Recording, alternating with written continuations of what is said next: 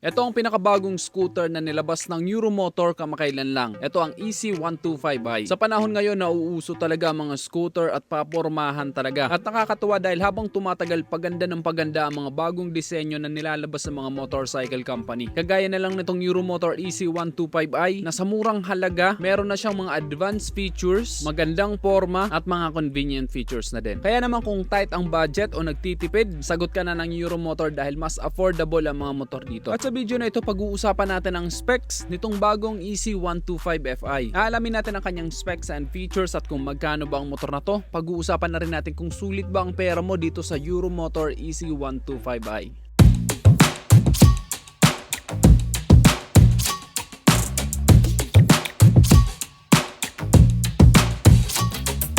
Nandito tayo ngayon sa Mitsukoshi, Iriga City Branch at ayan, nasa harapan natin ngayon ang color white na bagong EC125i. Ito ay kakalabas lang nitong October 2024 at ngayon ay kakarating lang nito dito sa Iriga City. Ayun, diba? Ang ganda ng kanyang forma dito pa lang sa harapan, para itong pinagsamang Honda Click at Mio i125 kung titingnan. Then ayun, diba? Very sporty yung design ng kanyang headlight. Meron pa itong DRL o daytime running light na nakakadagdag forma, dagdag visibility na din. Naka-dual LED yung kanyang headlight, no? At ang maganda sa ganito, hindi ito nakakasilaw kapag nakakasalubong natin sa kalsada. Malakas din ang buga ng kanyang ilaw kaya kitang-kita mo rin ang daan. Tapos ayan, meron na rin itong built-in hazard lights. Ayun, diba? Dito pa lang sa harapan, napakaganda na ng kanyang design. Wala ka nang kailangang baguhin. Then kapag tiningnan natin siya ng pa-side view, parang Honda Click yung design ng kanyang headlight, no? Pagdating naman dito sa kanyang taillight, sporty din yung kanyang design. Compact ito at ayan, diba? Maliwanag ito kaya kitang-kita tayo sa kalsada. So pagdating sa lighting system nitong Euromotor EC125i, hindi siya tinipid dahil lahat naka-LED na. Then maganda din yung ganito dahil safe na safe yung kanyang signal lights, hindi siya mababali dahil nandun na siya sa loob. Then ayan, meron siyang built-in hazard lights. Malaking tulong yan lalo na kapag nakahinto tayo sa mga alanganing kalsada, madilim, mas mabilis tayong makikita sa daan na nakahinto tayo. Pagdating naman sa kanyang meter panel, ayan, naka fully digital display ito at colorful yung kanyang meter panel. Madali din maintindihan yung kanyang mga indicator kaya hindi ka malilito, very user friendly. Then yung kanyang mga turn signal lights indicator ay magkahiwalay kaya hindi ka rin malilito. Then kapag kasabay na umiilaw yan, ibig sabihin ito ay naka-hazard. Meron na rin itong bulsa dito sa harapan kaya meron kang paglalagyan at medyo malalim din yung kanyang bulsa kaya safe na safe ang ilalagay mo dito. Meron na rin itong built-in charging port kaya pwede ka na mag-charge ng cellphone mo at USB type nito kaya hindi mo na kailangan ng adapter, cable na lang ang kailangan mo kung mag-charge ka dito. Then very premium tingnan ang kanyang fairings, parang naka-carbon yung kanyang design. Maganda rin yung pagkakadesign ng kanyang mga decals, hindi sa exaggerated at bumagay din. Maganda yung color combination. Then perfect na perfect to sa mga average height o sa mga babae o sa mga beginner dahil mababa lang ang seat height nito, 750mm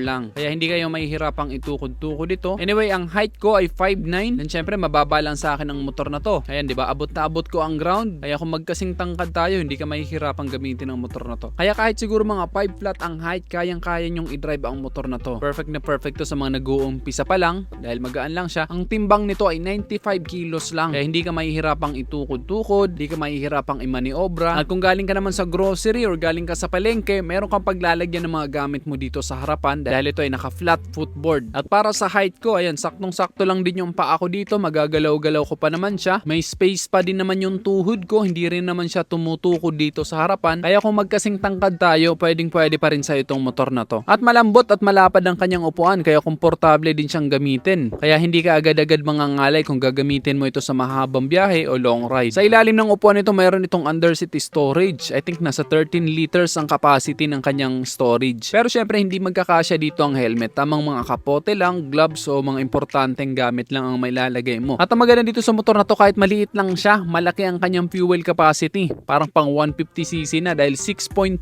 liters ang kanyang fuel capacity. Kaya matagal bago ka maubusan ng gasolina. At dahil ito naman ay fuel injected, matipid din naman to sa gasolina. Sa fuel consumption, depende pa rin yan sa bigat ng rider at sa kung paano ko mag-drive. Pero usually naman nasa 45 to 50 km ang konsumo ng isang fuel injected na 125cc. Pagdating naman sa makina nito, of course ito ay 125cc, 4-stroke, single cylinder, air-cooled, 2-valve, single overhead cam, fuel injected at ito ay fully automatic. Ang compression ratio nito ay 9.5:1. Ang maximum power ay 6.5 kilowatts at 7,500 RPM with a maximum torque of 9.5 Newton meter at 6,000 RPM. Then di ba nauuso ngayon ng mga color gold na mugs? Eto, hindi mo na kailangang magpa-repaint dahil color gold na ang kanyang mugs. At bagay na bagay sa kulay nito at sa kanyang design, itong kanyang color gold na mugs. Then yung kanyang mga gulong naka-tubeless na. Ang sukat ng kanyang gulong dito sa harapan ay 70 by 90 by 14. Sa likod naman ay 80 by 90 by 14. Maganda yan na naka-tubeless na siya para kung sakaling matusok ito, hindi ito basta-basta sisingaw. Maganda rin ito kanyang stock na muffler, parang naka-carbon din yung kanyang heat guard. Ay, di ba? Bumagay din yung design nito sa kanyang forma. Pagdating naman sa suspension nito, naka-telescopic fork ito dito sa harapan. Sa likod naman ay naka-single shock. Then sa braking system, naka-single disc brake with single piston caliper dito sa harapan. Sa likod naman ay naka-drum brake. Then ang ganda nitong kanyang grab bar, color silver, napaka-premium din tingnan. Pagdating naman sa kanyang presyo, ang kanyang cash price dito sa Mitsukoshi Iriga City ay 68,900 pesos. At ang minimum down payment naman ay 3,462 pesos. Then ang pinakamababang terms dito ng installment ay 6 months. Ang magiging monthly installment mo ay 13,899 pesos. At ang pinakamatagal naman ay 36 months or 3 years. Ang magiging monthly installment mo ay 3,462 pesos. Then dito meron pang mga freebies. Merong free Makoto helmet, free basic tools, 1-year warranty, free 3 years LTO registration, free TPL insurance. Kaya kung naghahanap ka nitong bagong EC125i at nandito ka lang naman sa Iriga City or malapit ka dito, katapat lang to ng Mediatrix Hospital dito sa Iriga. Nag-iisa lang naman ang Mitsukoshi dito. At para sa akin, masasabi kong sulit na sulit talaga ang pera mo dito dahil mas mura ang kanyang presyo kumpara sa mga mas kilalang brand. Pero pagdating sa kanyang features at forma, halos mas lamang pa nga ito kumpara sa mga ibang 125cc na mga kilalang brand, di ba? At sino mag-aakala na 68,900